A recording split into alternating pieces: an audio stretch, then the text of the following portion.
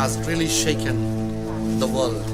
And in Nepal, you go around, it is so sad to see the kind of destruction that has been caused by the earthquake. As you can see, this house, practically nothing is left of this house. Everything is lost. And the people are trying to salvage whatever is possible. They're trying to collect material and see what will be done. But not only small places. If you look at this, even very big houses have been affected very badly.